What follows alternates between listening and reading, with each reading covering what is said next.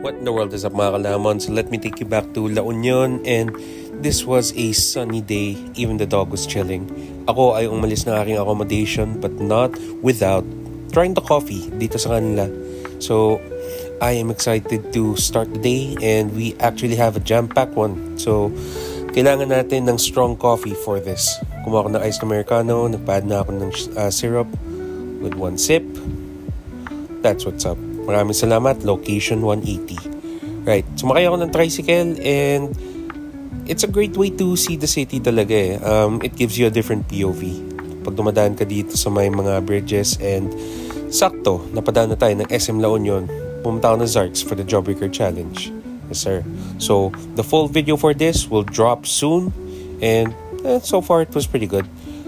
Ako ay namangha dahil kasi ang daming tao nasa labas. Pero tuloy ang gala natin, tayo ay sumakay ng tricycle and palit lang ng damit, and we went to our second destination for the day. Tayo ay umikot sa may bandang pabayan na I believe, pa town proper, and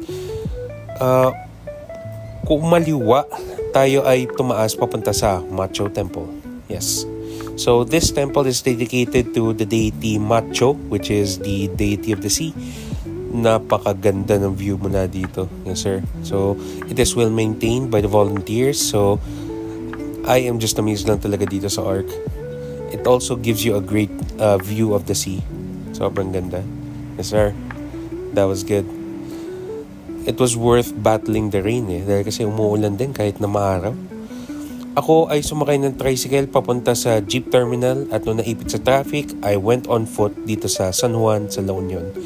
Dahil I wanted to go to another place, and nagmamadali ako actually na maabutan siya. Dahil kasi this was around 4:30 at I have to be there before 5. Kapadaan sa simbahan to offer a prayer, yes, for your loved ones. At ako ay dumiretso na. Tumuwid dito sa may tulay, nakakita ng good boy na bumabate. Pumunta tayo dito sa Masa. At importante ay nakakuha tayo ng pan-takeout. Yes, sir. So, bound to pabalik na Maynila. At pagkatapos noon, sumakay ulit ng tricycle for another destination. So, shoutout kay Jay for watching. Follow for more.